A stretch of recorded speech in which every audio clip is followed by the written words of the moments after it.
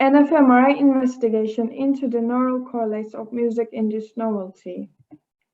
In our everyday lives, the novelty can be called new and interesting, and the writer Addison noted that novelty arouses a pleasure in the mind's eye as it gratifies the soul with surprise, curiosity, and unspoken idea. Novelty has been linked with the predictive coding viewpoint, where it suggests that surprises evoke novel information that can improve one's future-related predictions. This viewpoint has been found in music listening, where music has the power of producing and manipulating our predictions. Neural activations in the reward system has been found, such as the nucleus accumbens activation.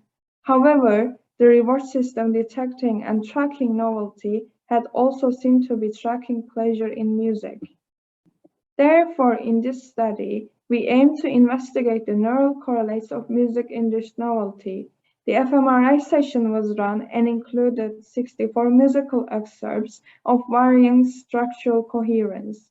Regions of interest analysis were performed to assess activations in several regions previously implicated in novelty processing.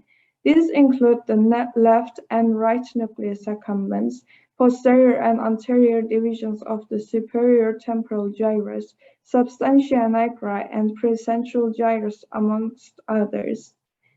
Two hypotheses were proposed.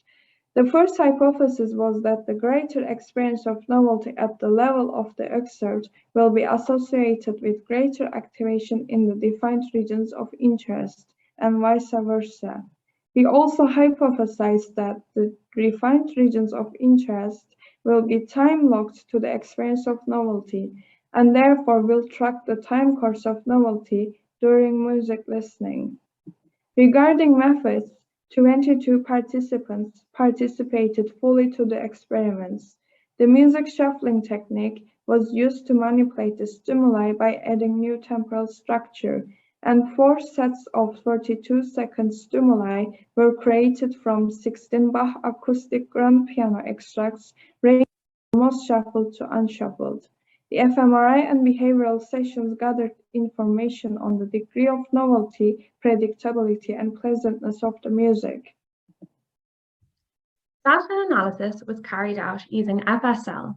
The GLM for the ROI analysis included 4 regressors: music on, which modeled the onset and offset of the musical excerpts; novelty clip, which modeled the degree of novelty experienced during each excerpt; question, which modeled the onset and offset of questions asked of the participants during the sessions; and novelty time course, which modeled the time course of novelty across excerpts. ROI masks were created using the Harvard-Oxford atlases, with the exception of the substantia nigra, whose coordinates were taken from the paper by Bunzek and Duzel in 2006. Beta weights were extracted from each mask for the novelty clip and novelty time course conditions. The significance of activations in each mask were assessed using one-sample t-tests, and FDR corrections were used to correct for family-wise error. To address the first hypothesis, we completed an ROI analysis for the second regressor, novelty clip. We found no significant difference from 0 in activations of any of the assessed ROIs. This result suggested that the degree of novelty experienced during music listening doesn't determine the degree of activation in novelty-sensitive areas. A post-hoc exploratory analysis was carried out to assess whether bilateral extraction of beta weights from both hemispheres was affecting the results. This revealed significant activations in the right IFG, and the right SDG was approaching significance at p is equal to 0.06. In the second ROI analysis, we aimed to address the second hypothesis, that the ROIs would be time-locked to the experience of novelty using the novelty time course regressor.